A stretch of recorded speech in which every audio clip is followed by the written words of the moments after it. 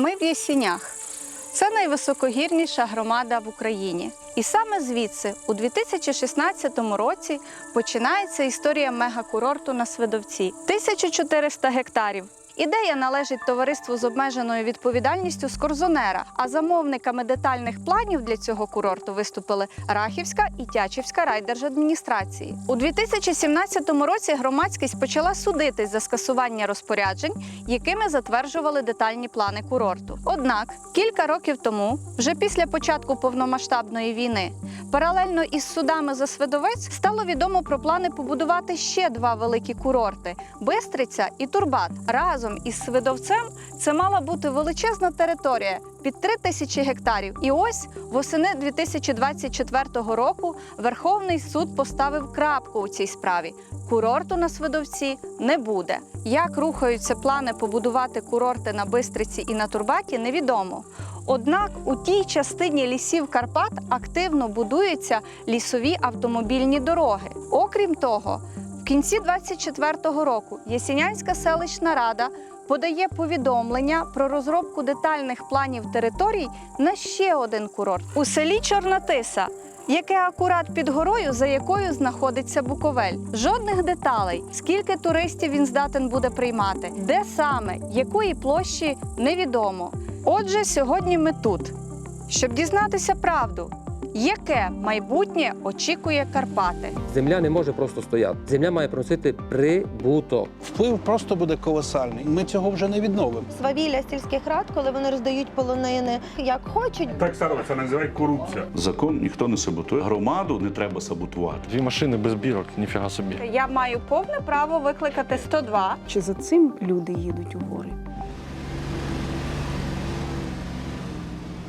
Шукаючи відповіді на ці питання, ми вирушаємо на Свидовець.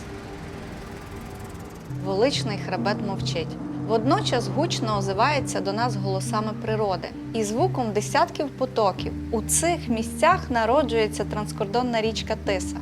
Тут, у серці Карпат, усе дуже тісно переплетено. Високо в горах природа і люди залежні одне від одного значно більше, ніж у долині, де вирує цивілізація.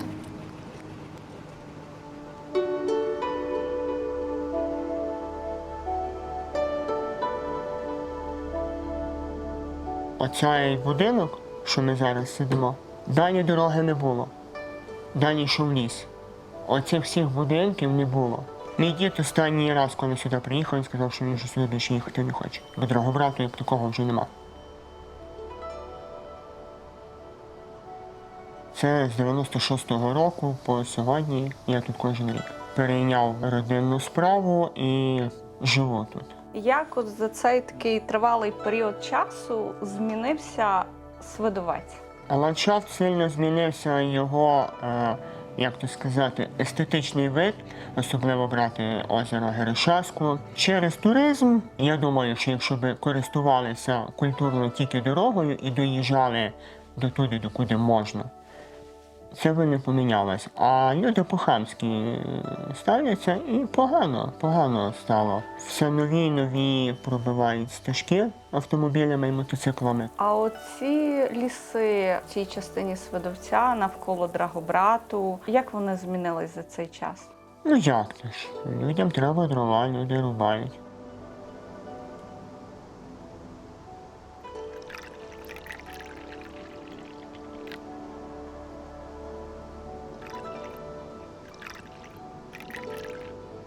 Певно, ви чули про ідею Єсінянської територіальної громади зараз дозволити побудувати на Свидовці величезний курорт. А як ставляться власники садиб отут на Драгобраті? Я за те, щоб знаходити компроміс і те ж селище Єсіня, що заважає його розвивати, забудовувати долину треба. Там, де вже це ніяк не вплине, де вже все забудовано. 1000%, якщо побудується той курорт, на мій фінансовий стан це ніяк не повпливає. Я особисто навіть більше почну заробляти. Але я не хочу, тому що природи як такої стане менше. І я ще ж займаюся туризмом і воджу людей, показую гарні місця. Чим далі, тим мені треба вигадувати якісь складніші маршрути, щоб побути в тиші. Свидовець – це справжній такий хотспот біологічного різноманіття. І з точки зору охорони природи вона цінна тим, що це є такий величезний кладязь видів, які охороняються. На 1 метрі квадратному може бути 20-30 особин різних видів. Вероніка безлиста, Вероніка афіла, верба альпійська. Оці види ростуть лише на Свидовці. Більше в Україні жодного локалітету їх немає. В Фітеуму Вагнері описано Свидовця і ендемічний вид, який за межами східних Карпат ніде в світі більше не зустрічається. До таких видів теж належить, наприклад, астрага України, саксифрага андрозацес, добре відомий Едельвейс. От у нас дуже мало локалітетів Едельвейсу або білотки альпійської, і одне із місць, де він в Україні зустрічається, і це Свидовець. Це один з наймасивніших хребтів українських Карпат. І на сьогодні він найменш згосподарьований. Не дивлячись на те, що він не має природозаповідного статусу, тільки одна його частина на схилах Драгобрату. З усіх інших хребтів він найкраще збережений. Близько від 3 до 10% займає альпійські та субальпійські пояси. Тобто це якраз оті високогірні частини, перехід від лісового поясу Карпат до альпійських луків. Це реліктові екосистеми, залишені там після останнього льодовикового періоду. Після того, як льодовик і льодовикові шапки вони розтанули, сформувався такий мікроклімат на цих територіях, той тип екосистем, який ми можемо спостерігати і зараз. Екосистема збережена, вона в балансі, повністю збережений трофічний ланцюг, і маємо наявність всіх видів великих хижих ссавців і всі зав'язані на них види жертви. І чим він ще є дуже цікавий, саме тут розміщено велика кількість льодовикових озер. Ці озера є депо прісної води. Фактично з них витікають ті річки, які наповнюють зрештою басейн річки Тиса. Хребет Свидовець, він слугує такою якісною губкою води, яка отримує воду і поступово віддає її. Скільки води буде внизу, залежить від того, наскільки цілісним є Свидовець, його екосистеми. Замінити її якимись штучними водоймами неможливо, тому що штучні водойми вони не мають механізму самовідновлення. Рубки, які здійснюються вже зараз, і ті, які потенційно можуть посилитись в результаті забудови чи побудови вітряків, значно порушать цей баланс, оскільки відбувається тоді ферментація лісів, унеможливлюється міграція ссавців, додається ускладнення міграції птахів і кажанів. Єдине, що потрібно, це зберегти той стан на тому етапі, на якому він є, не втручатися просто.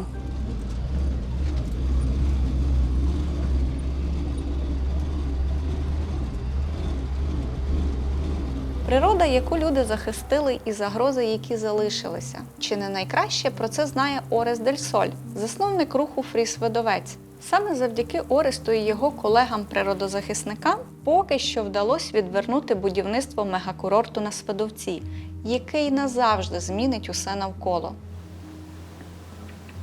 Оресте, розкажіть, будь ласка, що тут по детальних планах мало бути? Тут не видно, но задній цей полоніно Татуль є Буковель, плоскі рубки величезні. Дуже много за ці роки рубалося ліс спеціально під курорт. І підйомки мали піднімати сюди і до озера Решавська. Тобто це хочуть повно забудувати, аби були мільйони туристів на сніг, який точно не буде. 120 кілометрів лижної траси. Тобто це величезно. І всюди треба рубати ці ліси. Це праліси, що ви бачите. Це дуже старі ліси, що ви тут, їх називають квазі-праліси. Ну, і хочуть через ними йти будувати ті траси. А чому цим людям цікава саме Свидовець, саме ці території в Карпатах? Перше, що це величезна територія, яка вільна, це зараз можна отримати від держави почти безкоштовно, продавати. Ну, це бізнес, тобто це ресурс, який рахується вільний, а люди хочуть приватизувати. Це схема, як заробити із нічого більше грошей. Там, де ми зараз стоїмо, зимою є 4 до 5 метрів сніг. Ну, а це є ресурс, який зараз на Буковелі вже давно нема. і вони хочуть користувати, доки є. Тобто вода. Так, це вода на Свідовець. Більший опад на Україну – це 2000 мм кожен рік. Для місцевих боротьба за Свидовець триває вже 10 років. Ще у 2016-му Закарпатська облдержадміністрація, яку очолював Геннадій Москаль, досягла домовленості з тодішніми власниками Буковеля, компанією Скорзонера Ігоря Коломойського та Геннадія Боголюбова, про будівництво такого ж курорту у Закарпатті. Готелі, ресторани, торгові і фітнес-центри та навіть приватний аеродром – усе це планували побудувати на полонинах Свидовця, які на той час були державними. І збудувати дуже швидко, до 2019 року. Вони розказали, що буде маленький курорт, де лише 120 готель, но 22 тисячі туристів зараз, то все одно дуже много, бо це було вже тоді 8 разів більше, як на Дрогобрат. Добавлялися під час війни ще 2 курорти. Бачимо на карті оці оранжеві такі позначення, що вони означають. Ну, оранжево – це типа зони будівництва. І вони хочуть один із більше курорт на Європу. І проблема, що хочуть це дуже красиве місце, озеро Гершавське, і до цієї пір будувати готелі. Прямо тут бачимо Буковель, тобто оттуда через різний рівень підйом вони прийдуть сюди і до цієї вершини буде йти лижні траси і готелі унизу. Це вже монстри. Масштаби потенційного курорту дійсно вражають. Гектар за гектаром природа мала спочатку перетворитись на будівельні майданчики, а далі на все те, що ми зараз бачимо у Буковелі. Відомо вже, що на території Ущернянської селищної ради розглядається питання будівництва вітроелектростанції на Свидовці. Як ви думаєте, чи є зв'язок? Ну, однозначно є зв'язок. Це групи людей, які хочуть приватизацію. Бізнес потрібно, але не може бути, що одна група все забере собі. Треба би було доступ кожен робити бізнес. Так як на Дрогобрат, це дійсно хаос. Но я люблю хаос, де є 100 підприємств, чим Буковель, де є лише одна група, які керує, монополісти. Природа для всіх, незалежно, які у вас є зарплатно. Ми від неї маємо теж життя. Влада у громадах навколо Свидовця, та саме, що категорично проти його заповідання, має своє бачення, що краще робити в цих горах. На їхню думку, нові інвестиційні проекти, будівництво великих курортів чи вітроелектростанцій мали б покращити фінансову спроможність громади, вирішити існуючі проблеми і створити нові можливості. Земля не може просто стояти. Земля має приносити прибуток. На жаль, зараз у заповідник взяли землі, але вже кошти платити нам за землю не будуть. Лісгосп платить мені 0,01. А що не платить мені 3, але 5%? І з того прибутка 1 200 000 000 є можливість заплатити мені хоча б 3-4 мільйони оренди землі? Є у мене землі, йде у мене інвестор. Тут вівчарство, тут деревообробники, тут туризм, тут вітряк. Внизу у мене ГЕСи стоять, які тільки плюси бачу, мінуса не бачу. Річку і ліс нам у громаду не передали. Воно все йде в державний бюджет. Я теж за поповнення в державний бюджет. Але треба переглянути, якщо у мене основний ресурс звідси вилізає, а у мене нулі на рахунку. У мене мінус 6 мільйонів гривень бюджет. Зараз. Кредиторка пішла по заробітній платі. А зараз при селищній раді передали нам децентралізацію всі садочки, так персонал школи, будинок престарілого у мене є, 3 селищні ради, вуличне освітлення, дрова подорожали.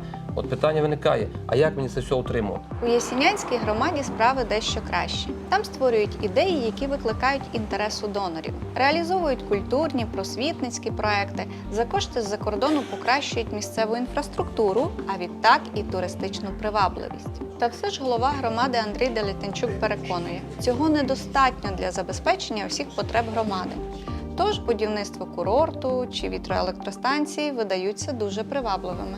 Селищна рада виступила замовником виготовлення детальних планів територій для потенційного курорту у селі чи над селом Чорна Тиса. Цікаво, чи це курорт на заміну тому на Свидовці, який планувався? Чи це щось нове? Це йде мова про новий напрям розвитку, і такі напрями розвитку в нашій громаді повинні появлятися. Ми інакше не розвинемо свою громаду. Нам же за рахунок чогось потрібно як наповнити той бюджет, так і утримувати громаду, так і допомагати місцевим мешканцям, так і розвивати громаду. Тобто йдеться про менший проект, Звичайно. А можна якісь цифри, там, обсяги? На сьогодні не територія? готові вам це сказати. Коли буде зроблений детальний план, він буде загальнодоступний, і тоді я зможу вам його чи надати. Іншого шляху, крім туризму, у нас немає, тому що лісове господарство тепер в даний час занепадає. Підприємства малі закриваються у нас, податки у нас від лісової галузі зменшилися, заповідні території податок нам не платять, для людей роботи тут дуже мало, і з чого нам жити. Чим буде більше туристів, тим більше у нас буде цих показових полонинських господарств. Турист зимовий – це є зима, а вівчарство – це є літо. І, наприклад, на тих трасах, де катаються туристи, там можна випасати худобу. І нам лише треба розраховувати на те, щоб до нас приїжджав турист і залишав тут гроші. Почати якийсь рух, будівництва чи великого, чи малого курорту, чи тих вітряків, я думаю, що в першу чергу влада завжди має пам'ятати і не забувати, що треба спитати у народу. Тисячі гектарів, які належать нашій громаді зараз, не є чиєюсь приватною власністю. Це є дар, який нам Бог подарував, і ми всіма маємо вирішувати, як використовувати ці території. Моїм завданням було завжди зберегти ці полонини, щоб вони були раціонально використані, щоб вони не були зруйновані. То я не знаю, яку душу мають мати люди, які піднімають руки чи бажають, аби то все перерили, перечинили. Всі на цій посаді мають задумуватися, що рано чи пізно з посади людина піде, а можна зробити такі кроки, що вони можуть бути не виправлені у майбутньому. Варто розуміти, що місцева влада зараз відповідальна за майбутнє майже 20 тисяч гектарів надзвичайно цінних для держави земель, які знаходяться у власності громад. Але якщо забудова Свидовця і території навколо мегакурортом довгий час знаходиться у невизначеному стані, то будівництво тут вітроелектростанцій – проект більш реалістичний. Ідея управляючої компанії «Вітряні парки України» із будівництва сотень вітряків у високогір'ї шириться Карпатами швидше за лісову пожежу. Компанія належить Максиму Єфімову та його бізнес-партнеру Едуарду Мокричану, батько якого стояв у витоків Індустріального союзу Донбасу і кілька років провів за ґратами в Росії через фінансові махінації.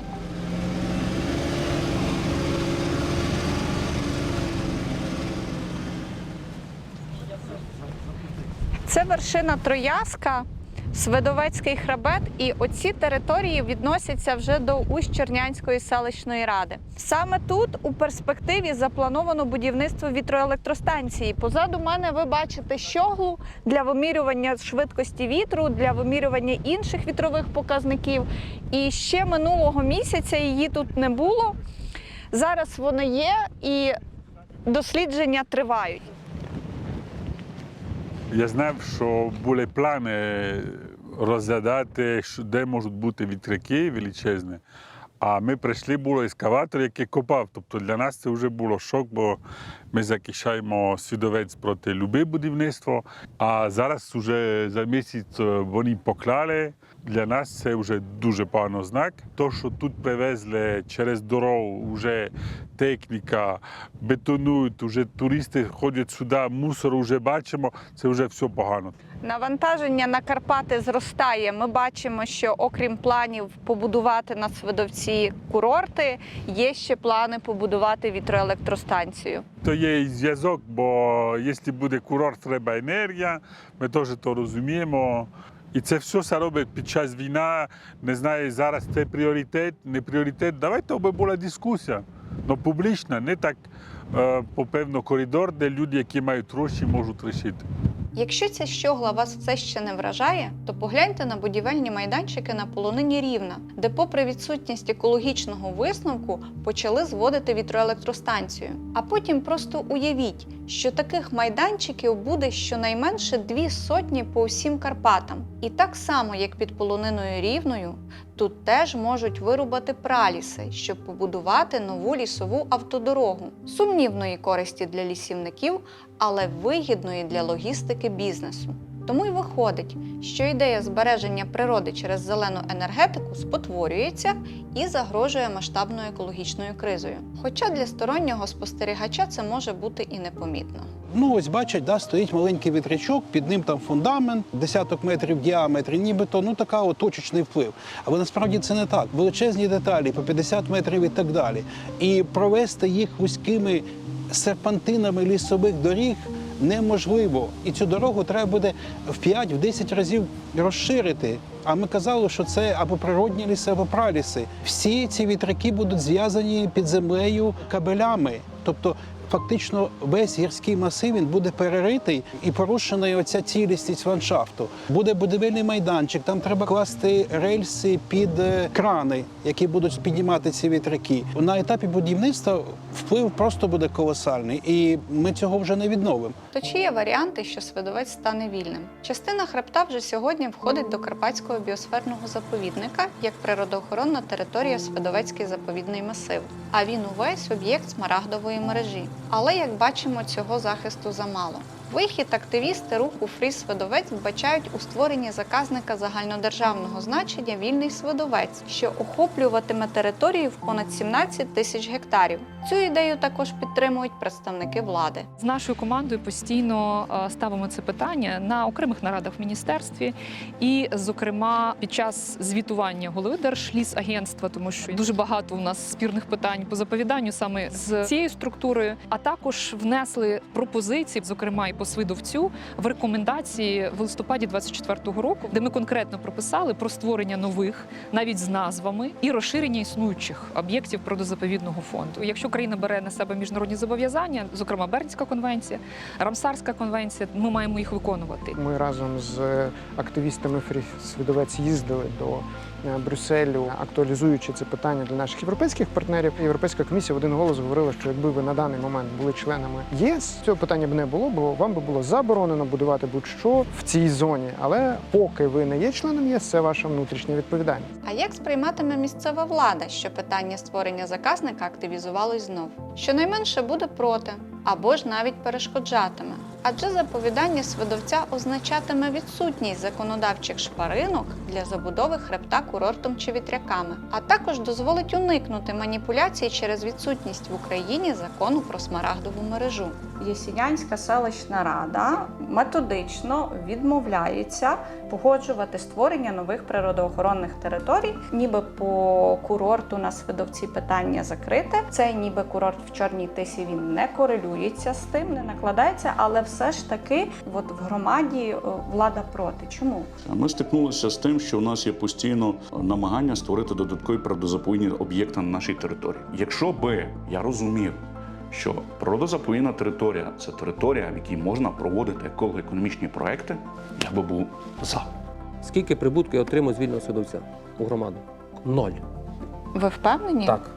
Я впевнений, що я 0 отримую прибутку. Якщо в один час держава передала нам всі землі Свидовця у комунальну власність, то і комунальна власність, то не є ні державна. Ми просто хотіли би, то приносило прибуток.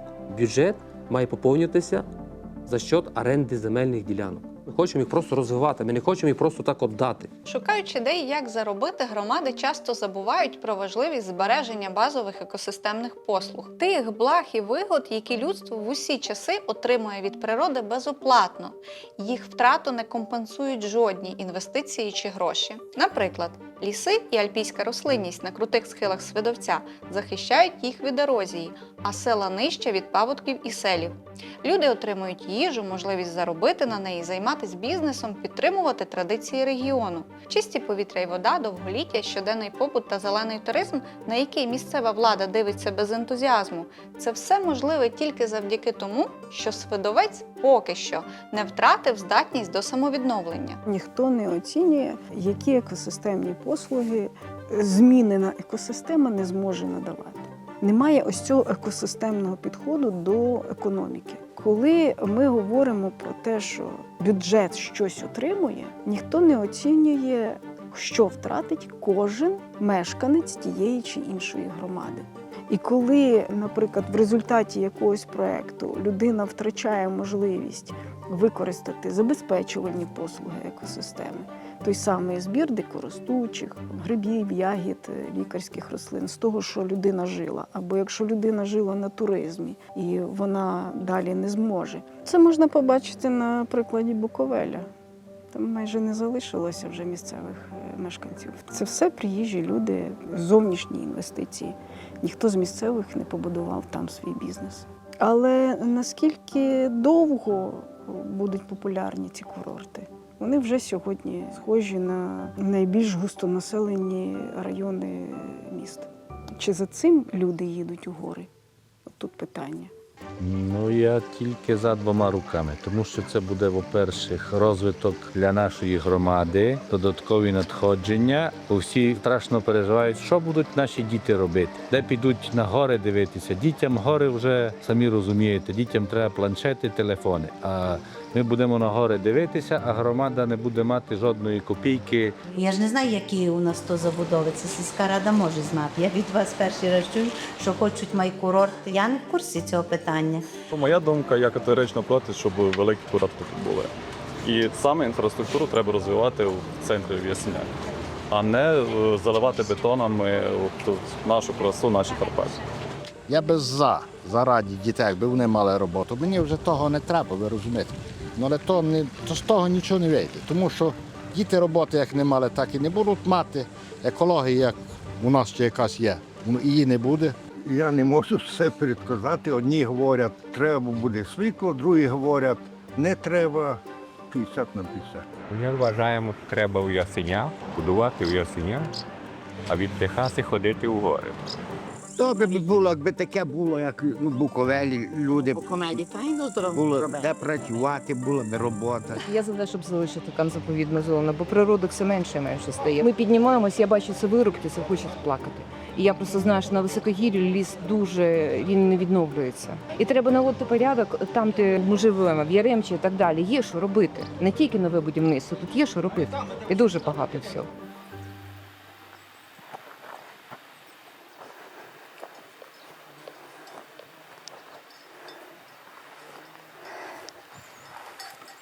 От вогонь.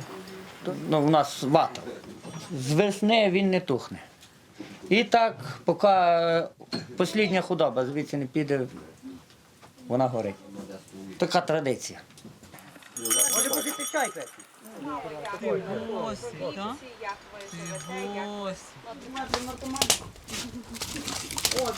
Молоко, от у всю діжку. Проціжується через марлю, хвою. Це із шлунка молодого теля. Називається кляк. А воно розбавляється в кипячану воду і додається в молоко. Заквашується і потім береться у нас, називається збетела. Це гуцульський міксер. І його збиваєте. І воно падає молоко все вниз, зверху залишається просто таке, як сироватка. І потім його вибираєш, руками формуєш там у середині. Буц. Називається буц. Та сироватка, що оставляється, ставимо на вогонь і варимо, проварюємо. І виходить вурда. І потім люди приходять, кожен забирає собі свої паї.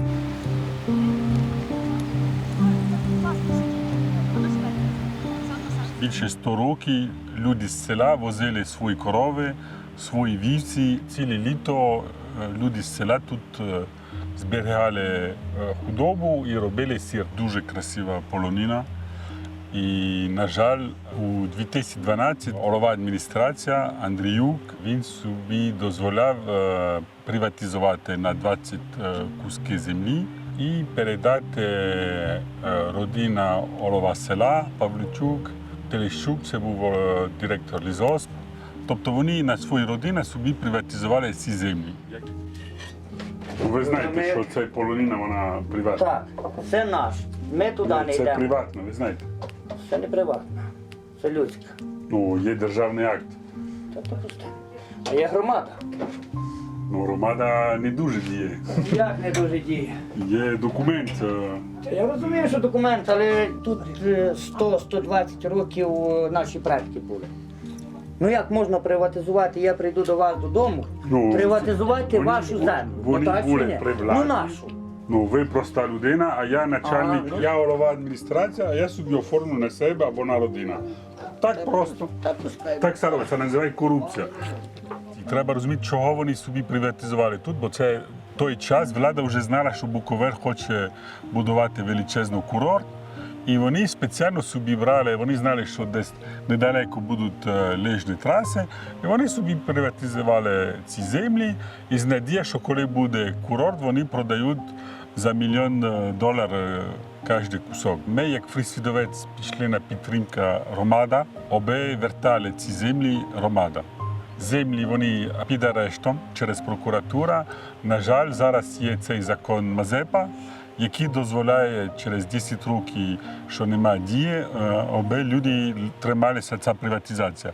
І за то ми дуже раді, що і ви прийшли, і нам важливо, аби всі Україна розуміли, що ми не можемо пустити такі корупції. То є тиск на місцевих, які відстоюють повернення цих земель. Да. Місцева влада тут, вони підтримують курорт і підтримують такі корупції, на жаль. 3,5 кілограма чистої продукції. Ось вам є. Любите те, що робите? Я нічого не сказав, що не люблю. Це треба любити. Кожен любить свою професію. А у нас таке.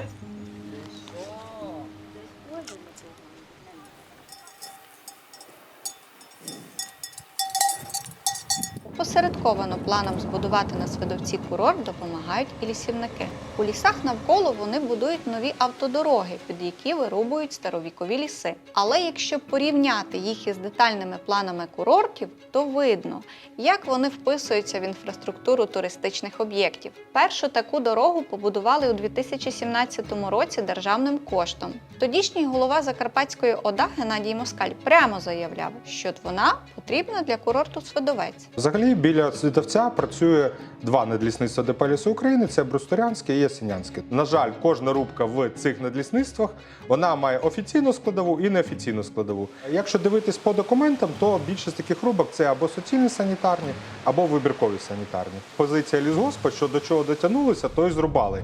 Відповідно, якщо десь воно співпадає з трасами, то це їм ще вигідніше, що вони співпали два в одному. Враховуючи те, що ми бачимо зараз, наприклад, на Руні і на Вододільному, коли лісові дороги вигадуються для цілей не пов'язаних з лісовим господарством, то варто очікувати такого і тут. За роки повномасштабної війни ДП «Ліси України» продовжило будувати лісові дороги, зокрема з урочища Турбат до Бистриці на Прикарпатті, у бік якої планують розбудувати Буковель, який, до речі, належить родині колишнього бізнес-партнера Коломойського Ігоря Палиці. Виглядає так, що разом із Свидовцем і іншими планованими курортами тут буде єдиний туристичний конгломерат. Треба розуміти, що курортні Свидовці плануються існувати не як окремий курорт, а як поєднаний з Буковелем. Ми проаналізували більше 200 рішень в судовому реєстрі вже по цьому новому закону про добросовісного набувача. І як не дивно, порядка 10 рішень стосуються ділянок, які виділені самі в лісі біля Буковеля, де особи певні, отримавши ділянки серед лісу біля Буковеля, кажуть, що вони добросовісні, що вони не знали, що це ліс. І яремчанські, надвірнянські судді з радістю визнають, їм вірять на слово, кажуть, да, звісно, ви доброчесні, і таким чином примушують прокуратуру, яка пробує повернути ці ділянки державі, шукати десь гроші на сплачення депозиту за вартість цих ділянок. Така ж доля може чекати і ділянки по Крачунецькій, де теж ідуть зараз судові справи. Зрозуміло, у воюючої України немає грошей сплачувати депозити за повернення земельних ділянок. Але вирубати ліс потрібно не тільки під автодороги. У Ясінянському надлісництві дерева заважали майже всій запланованій туристичній інфраструктурі – лижнім трасам, підйомникам, частково готельним комплексам. Потенційно цей старовіковий ліс міг колись стати пралісом, та його вирубали під виглядом санітарних рубок. Шукати, як лісівники допомагають забудові Карпатського високогір'я, ми вирушили в Брустурянське надлісництво. І хоч там прямо зараз фізично не ведуться рубки під нові лісові автодороги, але ми зафіксували інші злочини проти природи у лісфонді, адміністрація якого претендує отримати сертифікат ФССі. типове і класичне порушення для ведення лісогосподарства в Карпатському регіоні – це тролювання дерев важкою технікою по руслам річок. Це заборонено. Такі заходи виконувати саме таким чином. Крім того, зверніть увагу, всі порубані стовбури, які лежать, вони не мають жодних ознак законності, на них немає бірок. Тобто вся деревина, яка складується, вона має бути промаркованою. Я не бачу жодного промаркованого дерева. Далі ми натрапили на немарковану ділову деревину у Плайському лісництві. Заїхавши на територію лісництва, прямо біля адмінбудівель, бачили 4 навантажені лісовози, 2 з яких були без бирок. Доброго дня. А можна запросити людину, яка відповідальна за отой КАМАЗик 2319? Поспілкуватись можна? У нас є питання по цій деревині. Не знаю, я колесо. А хто знає? Знаю, мене попросили колесо починити. А хто вас попросив колесо починити? Та Івана на лісничості. А, оце? Теж без бірок. Хто з вас старший? Лісничого нема, всі кивають на цей домик. Хто ви такі, представте собі? Активісти. Ну так у нас є питання по вашій діяльності. Це ж не приватний бізнес, правда? Ну тому, будь ласка, вийдіть і поспілкуйтесь з нами. Нормально, 2 машини без бірок, ніфіга собі.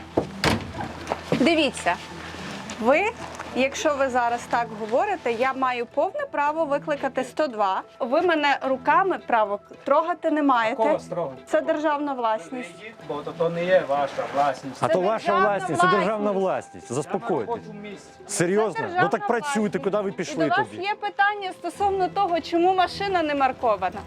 Можливо, хтось вийде до нас поспілкуватися. Ці 2 машини, вони з бірками, ця і та, вона без бірок. Ну, будь ласка, поясніть, чому так і, ну, як хоча б до вас звертатися. Віктор, От чому, Вікторе, от так, чому не марковані? не встигаємо. Ні, чекайте, завантажити машину на вивоз ви встигаєте, а набити бірок ви не встигаєте. Відвантажуємо в день більше 200-300 кубометрів лісу. У нас є 2 майстри по відпуску лісопродукції. 2, да, ви кажете? 2. Тобто один молодець, він встиг все зробити, а інший не молодець, він не встиг все зробити. Це є порушення, скажіть. Зараз вийде лісничий, такий 5 хвилин буде лісничий. Ви знаєте правила лісозаготівлі? Так я вас питання задаю. З'ясувати, чому сталося таке грубе порушення, на місці не вдалося, тому запитали в експертів. Процедура биркування зрубаної деревини покроково, чітко описана в пунктах з 12 по 18 інструкції по електронному обліку деревини. Відповідальна особа повинна провести заміри хлистів по ширині, по довжині, занести це все у персональний комп'ютер, який передає цю всю інформацію на сервер ЛІАЦу.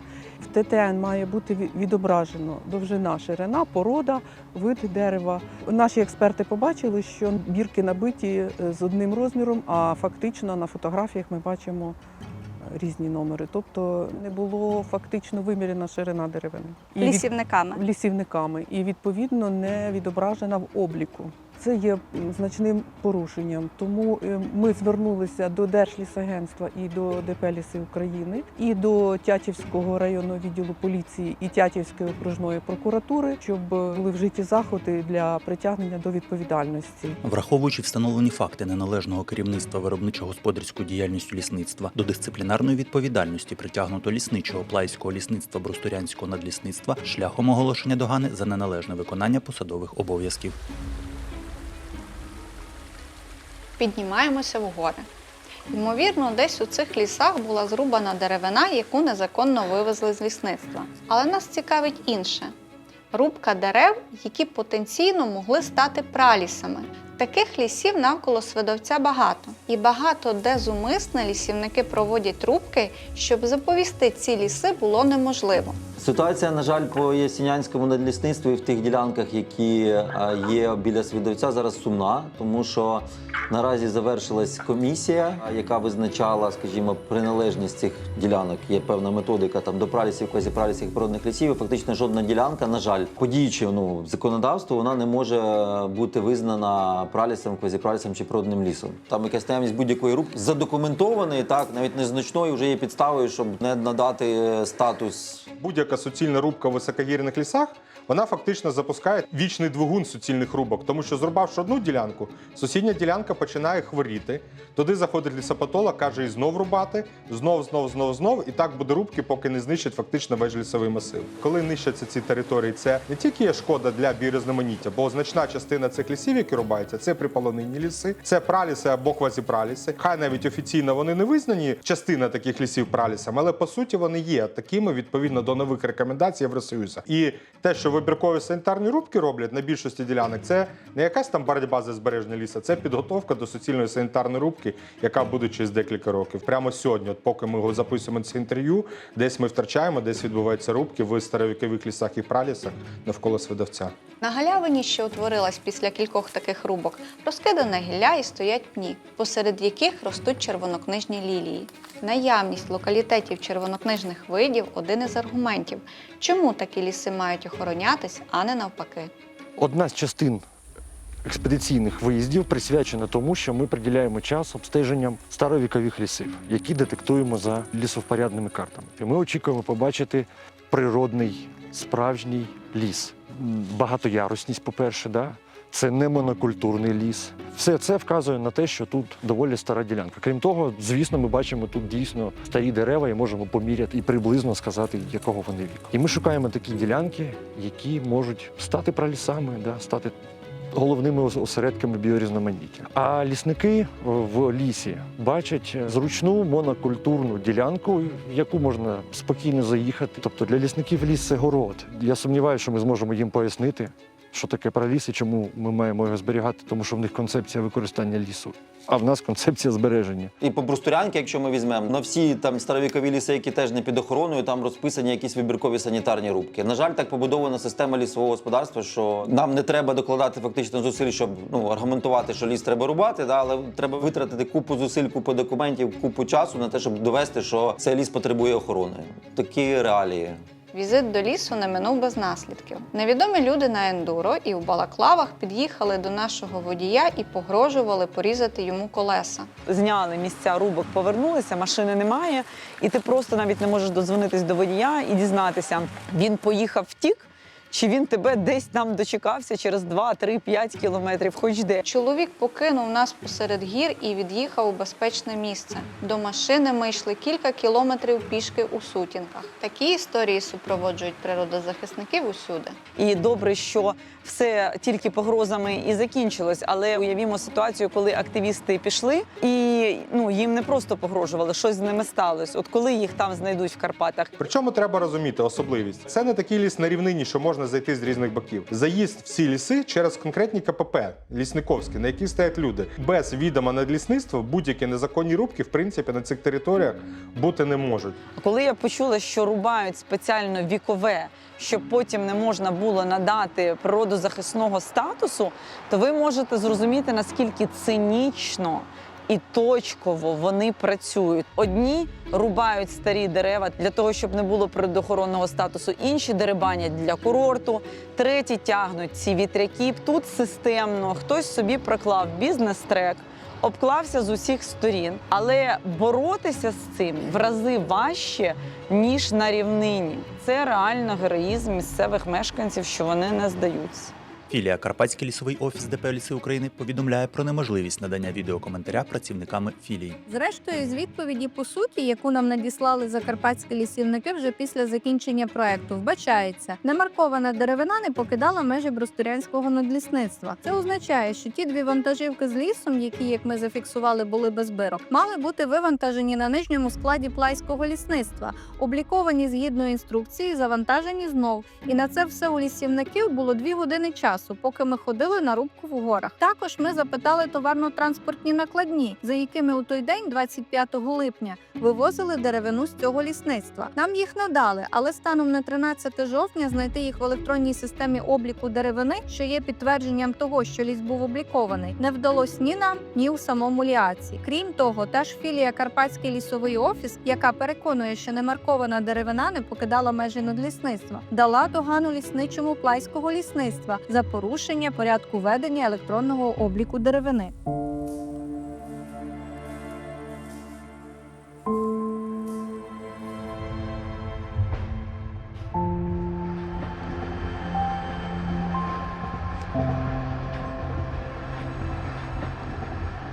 Намандрувавшись горами, ми спитали про перспективи створення заказника загальнодержавного значення «Вільний Свидовець» у Міністерства захисту довкілля та природних ресурсів України. Але нам не пощастило з часом. У зв'язку з об'єднанням міністерств довкілля, економіки та сільського господарства у єдине міністерство, що відповідає за усі ресурси країни, ніхто з посадовців не взяв на себе відповідальність пояснювати, чому «Вільний Свидовець» досі не був створений. Поки ми чекали хоч якусь письмову відповідь, поспілкувались з очільником департаменту екології Закарпатської ОВА.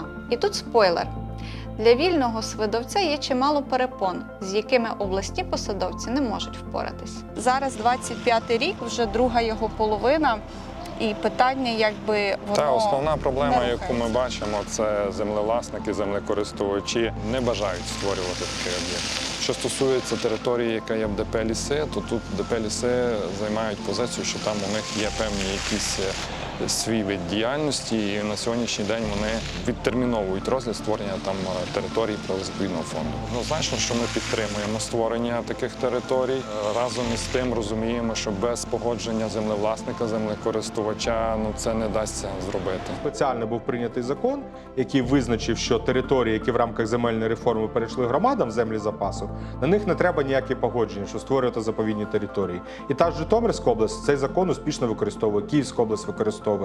А Закарпатська обласна адміністрація, на мою думку, шукає відмазки для того, щоб ігнорувати рішення петиції і рішення Комітету екологічної політики. Більше того, вони раз в 3 місяці пишуть листи на Комітет Верховної Ради, де розповідають, чому вони досі не створили цей заказник. Що вони звернулися до громади, громада сказала, що проти, і тому вони далі нічого робити не будуть. У Закарпатській області у них підход такий, що ми просто будемо імітувати роботу щодо створення цього заказника. В полі того законодавства, яке зараз є, селищна рада свідомо саботує в певній мірі це законодавство, виступаючи якби такою причиною для непогодження цих територій. Бо я чудово знаю історію з пралісами, де не передбачена участь місцевих громад на рівні законодавства. Тобто і ви умовно, без закидів, але просто підкажіть мені, яке може бути інше слово, окрім саботажу, тобто ви на користь громади саботуєте закон.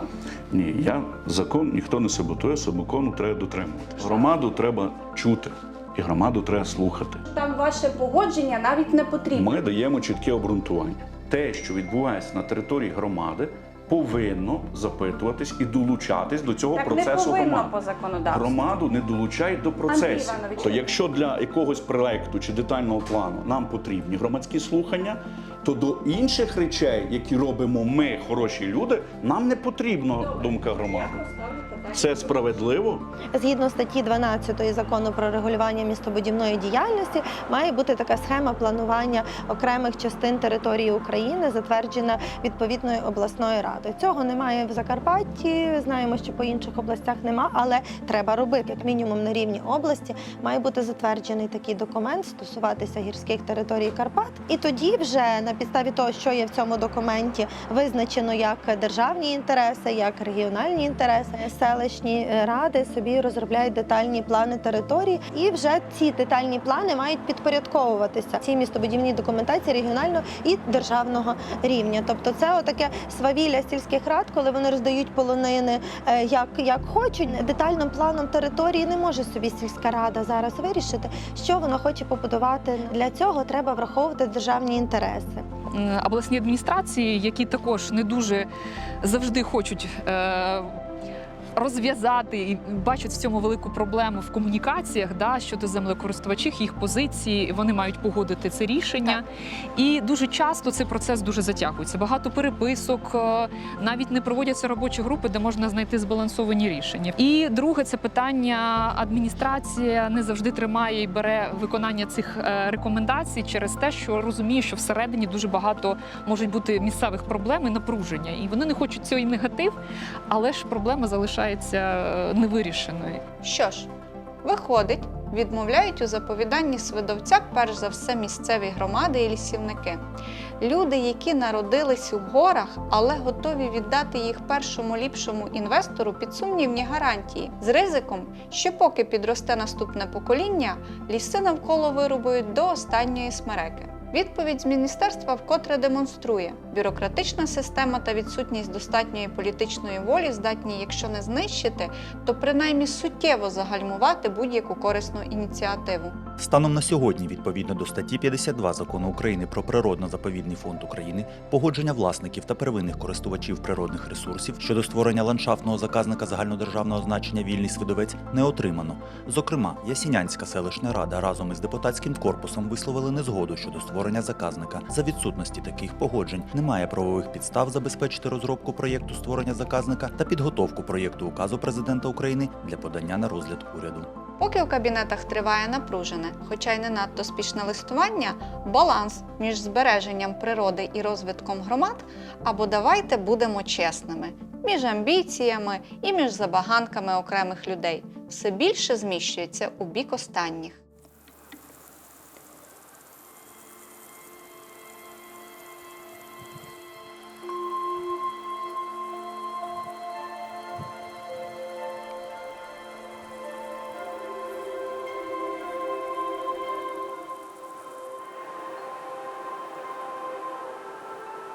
Вершини величного Свидовця.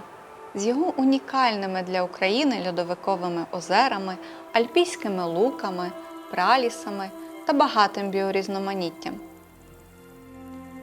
Чи це дійсно та ціна, яку ми готові заплатити заради негарантованого фінансового зиску? Або приймемо виклик і збережемо ці місця для майбутніх поколінь. Свидовець мовчить в очікуванні відповідей.